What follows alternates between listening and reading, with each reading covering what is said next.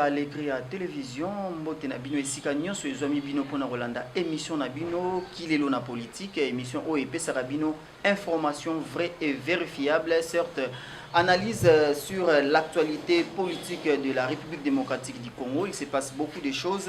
Alors biso na cadre ya télévision na biso Alegria to lingaki ko tikala munoko ya kokangamate poto pesa bino ba information nyonso vrai. Alors nazanga morote na plateau, vous remarquez, je suis accompagné de mon invité avec qui nous allons échanger, analyser et développer sur ce qui est trait à la politique du pays. Je suis accompagné de mon invité qui est bel et bien Monsieur Milor Tchomba, que je laisse lui-même se présenter pour un respect à public au Bino Bozali. Alors je dis bonjour et bienvenue.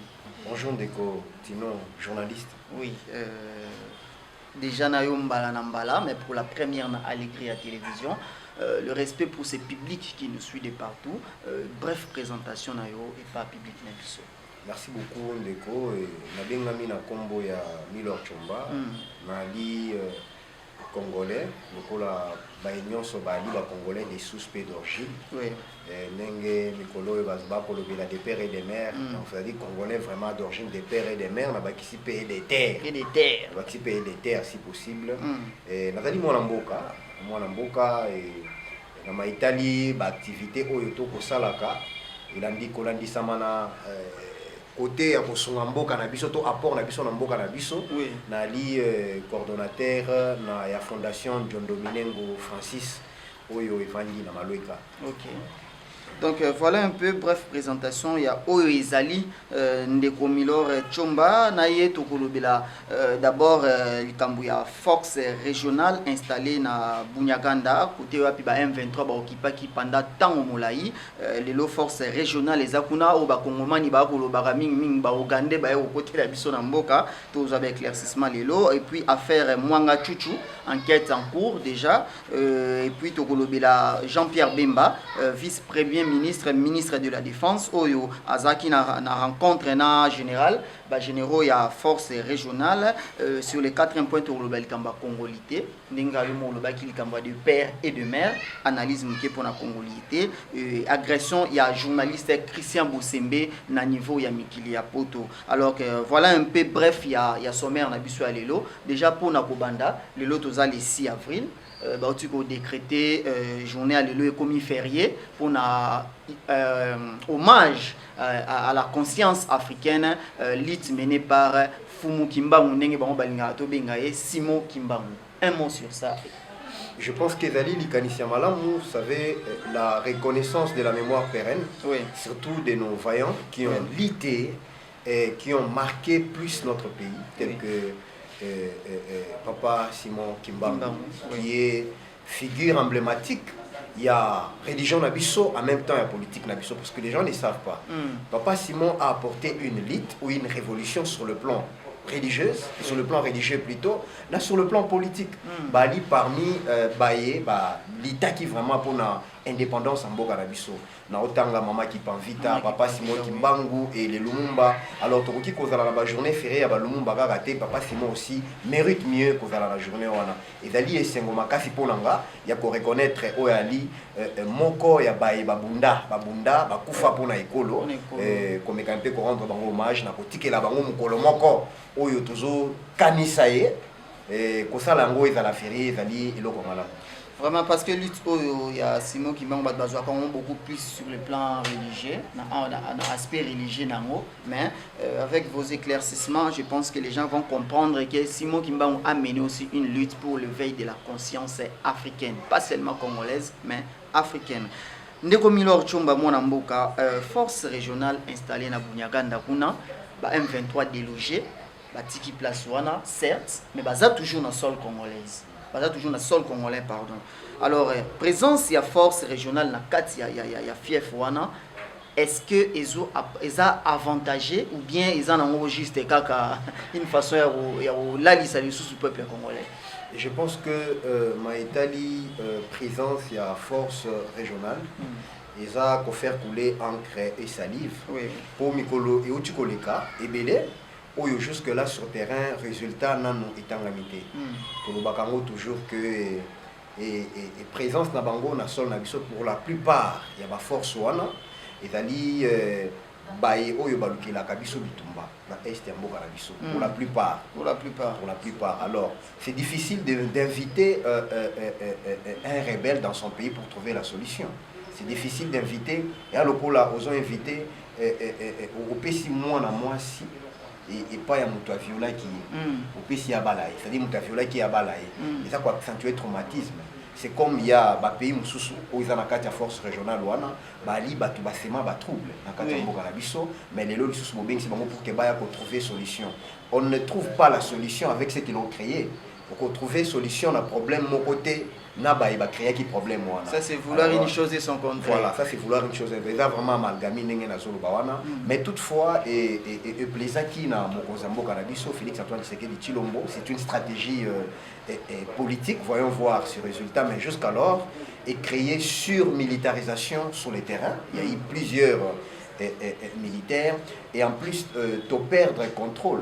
Il y a un vide sécuritaire à l'est par rapport à Mboka na biso, tout ce qui est libango, tout éviter les zones et pekuna. Alors parmi les mécanismes à endiguer, moi je pense que il y a pas grande solution que il y a pour former les sous ba FRDC na biso pour que babunda pour baonde ba bengami pour na kobundela école ezali ba mususu. Restons sur ça de Komilor Tshomba, les recettes na katia parce que ça région où ils a la ka exploiter ba recettes pour na ezali est-ce que na minute au gouvernement na biso bazana na contrôle il y a ba recettes il y a territoire. Non, tu koloba déjà awa il y a un vide sécuritaire, ce qui veut dire que il y a l'absence totale de l'autorité de l'État. Il y a l'absence totale de l'autorité de l'État. Sur base de quoi ba recette que vous allez perçu par l'État na biso. Normalement l'État a perdre contrôle il y a parti où on a pourquoi parce que là ils ont un vide sécuritaire, il y a aussi l'absence totale de l'autorité de l'État. Donc ça veut dire que Babylone Koana ba recette et autres ils allaient sous contrôle vraiment à l'État voilà, qui est une perte, ils ont constitué perte pour Mboka na biso ça manque à gagner. Selon une source dont j'ai tais les noms ici, on dira même que la force na biso bazana incapacité à kota na kati ya territoire wana jusqu'au jour d'aujourd'hui. Alors Milor Tshomba, nous poursuivons sur cette émission avec l'affaire Mwanga Tchouchou. Enquête ouverte, l'honorable Mwanga Tchouchou devant la justice. Asitaki, ex-ministre intérieur, quelle est votre analyse personnelle sur cette situation? Je pense qu'en tant que Congolais, il fallait faire la justice, toujours s'abstenir, il y a qu'à pénétrer le dossier avec plus de vivacité, tout ce qui est dans la justice, ça mais n'empêche qu'on mette quelques analyses en tant que Congolais sur affaire et député Edouard Mwanga Tchouchou, il y a Massissi, patron de la société Moko ya Munene SMB, na société Moko exploitation industrielle il y a cobalt et na est na biso et Ali président de la communauté Touti na Ronani na RDC. Alors ndeko wana azali député tango nyonso tobeleli tozobelela na bayi politique na tina ete basunga biso tokoka kwa assainir environnement na biso. Je parle de l'environnement politique. Batikala kopesa biso attention te batikala koyokela biso te mais lolo on se rend compte que il y a des débris, il y a des déchets politiques où ils vont continuer ko bebisa air atmosphère politique na biso tel que ndeko na biso Edouard Mwanga Tchouchou to bengende ko po azali africain mais on va ko détruire mboka na biso ezali eloko wana otozo décrier tango nyonso tomeka ko assainir lié na biso milieu politique na biso tomeka ko assainir environnement politique na biso donner ba poste il y a ba députation il y a ba ministre ba poste à commande na ba congolais bopesa mona ba congolais te ezali malamote. Alors dans le même ordre d'idée et mingamba la mona motuna ou etali kambu ya congolité de père et de mère. Vous pensez que Louawana, proposé par Tiani, appuyé par Ntimi Pouloulou, a évité analyse non personnelle sur ces sujets? Non, journaliste Bertino que Louawana ezali malamu makasi za malamu mingi pour conférer ma poste régalienne ya mboka na biso ezala géré par ba Congolais, mais le moment n'est pas favorable. Le moment n'est pas favorable. Pourquoi? Parce que loi yango esengeli ezala analysé pour que ba meka ko structurer yango lisusu malamu, parce que architecture nango et nan salami naninga esengeli te au niveau ya parlement ba bazwa et mandat ya kokela mibeko nanu basala analyse na yango te, mais tokolinga analyse nango esalama parce qu'il faut kokende nango na mutu kino na se na mokila tina mutu. Alors esengi ko architecturer yango malamu, mais le moment n'est pas permis. Mais yango ezali kaka raison te. Pourquoi? Parce que tozana bayi ba kufela mboka na biso tel que ba Mamadou Ndala azaki demi otobengi demi Dakar, azaki demi Dakar ba ali ebele tokoki kotanga ba kombo nakata maloba mo mukende joueur capitaine de l'équipe na biso actuelle Marseille Tisserand pe ba tweeter ba bi bongo Tisserand soit ko se retrouver wapi bozo mona que ezali loi moko ségréganiste et là loi moko séparatiste, ezali loi moko oyo eko créer ba xénophobie inutile tout ça na pour ça qui na mboka na biso dans un premier temps. Pourquoi? Parce que tout ça en pleine reconstruction et koki koya avec le temps pour le moment to senga vraiment na bayi bandeko oyo bazali na pouvoir ya ko lekisa yango ba mekanpe ko calmer moi ndambo pour que mon conflit Félix Antoine Tshisekedi akokana no kosala musala na malamu akoka kosangisa milimo oyo ezali un peu dispersé sangisa ngo esika moko iboke, parce que c'est ensemble que nous pouvons construire et redorer une belle robe sur la République démocratique du Congo. Donc il faut tout bundana pour na oui, en parlant de rassemblement, en parlant de Kosangisa, Tomoni Ndeko Vital Kamere, Aoutaki Kozala accusé et puis acquitté. Lelo Aza, vice-premier ministre, ministre de l'économie, Ndeko Jean-Pierre Bemba, vice-premier ministre, ministre de la défense. Milor Chomba Mwanamboka, est-ce que rassemblement wana to kozala na bango na kati ya gouvernement Samade oyo eza positive selon yo, selon analyse, et puis est-ce que ba Congolais ba ozali sous vraiment na confiance ya ba imboka o ici batanga maki na makambo etali ba détournement des biens des derniers publics tout consort? Merci beaucoup Ndeko na motuna malamu oyo utikotuna. Je pense que nous sommes devant une sensation du déjà vu. Oui. Monina président Félix Tshisekedi et sengo oyo population et ali nango oyo bazo continuer ko soutenir kino le loyo. Pourquoi? Parce que président Félix Tshisekedi n'a pouvoir évaluer sensation du jamais vu. Mais Ndeko Kamere c'est une sensation du déjà vu. Ndeko Jean-Pierre Bemba c'est une sensation du déjà vu. Bazali déjà na moi basi basala déjà peto mona mbumani yango epesa. Tu as dit vraiment na moi confiance té et population, je dirais. Tu as dit vraiment na moi confiance té na bango. Mais le coup là ils ont relevé la stratégie politique ya mokonza mboka eliti na sale libongo. Ils sont ko se mettre té na tina ko critiquer nomination na bango. Alors, tout comme Nabiso Kochité, mais dernier point Nabiso, tout le il y a agression, il y a journaliste Christian Boussembe. Par là, tout font la parenthèse concernant Makambu, il y a lit, il y a des combattants na poto. Finalement, tu évites les combattants, Lukaka, pouvoir Kabila et Yaki, les combattants va s'opposer à qui. Les lots, baza pro Félix Tshisekedi, les combattants va s'attaquer na bango lisous. Bande on a vu soit diaspora, lit na bango selon yo izalara autour yanini.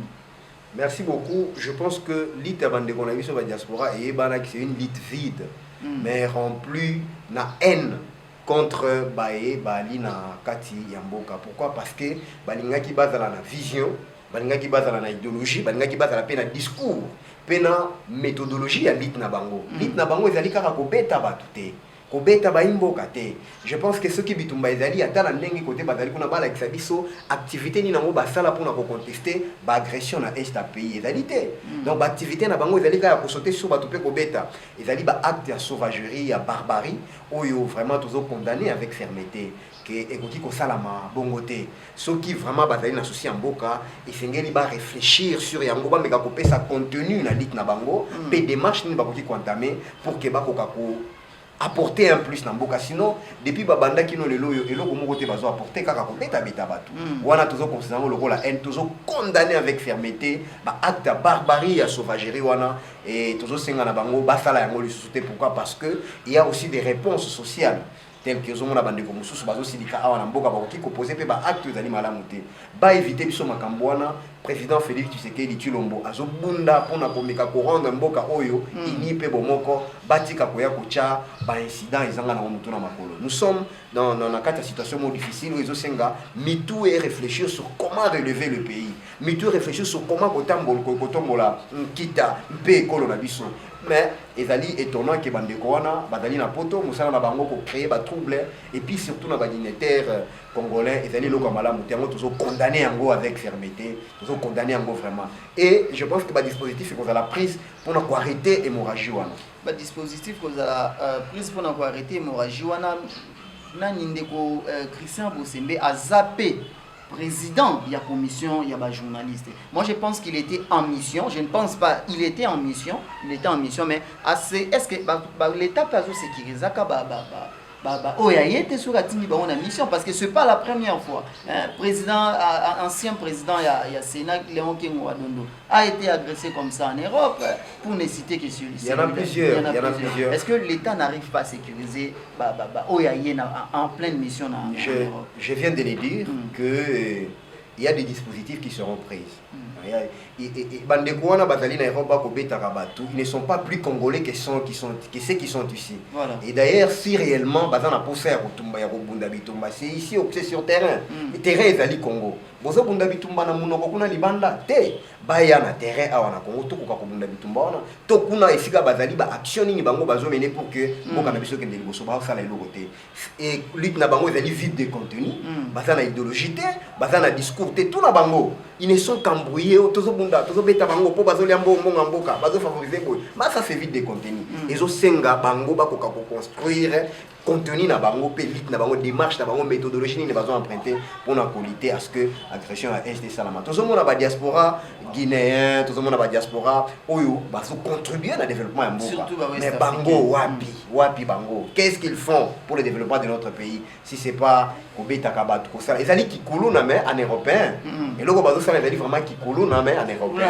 Moderniser. Donc kulu na mo moderniser. Alors ba ko ka éviter et loko wana étape tozali nango oyo ezo senga te to kotaka à tout moment na kati ya et attention on a considéré attention inutile ils ont apporté avancement dans mboka na biso ba comprendre que c'est une génération où ils allaient prêt à lutter tous lutter pour que makambo changer alors ba arrêter ko tia bâton na kati ya roue bazo tia biso débat bazo tia bâton na kati ya roue ya développement ya mboka na biso bazo tia bâton na kati ya roue ya développement ya mboka na biso tozo chiter par là mais naza devant sociologue de formation tu vois aussi ces missions sans que tu toucher un peu côté société. Ba ONG, ba ASBEL, ba association, bazo suna mingi, bazo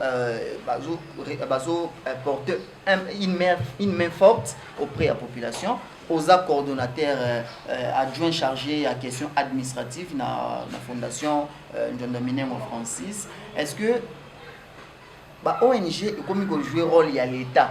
Oh mingi fallait que le gouvernement ba sala ba ONG ne komi ko sala on surtout sur les points sociologiques analyse nayo rapide et puis to chiter na biso na émission. Et je pense que les ONG les entreprises coopératives et sans but lucratif na généralité na yango et ça la kana mission moko il y a pour replâtrer bisika oyo il y a des cassures parce que l'État en tant qu'institution, Azali na makoki a kosala nyonso touté.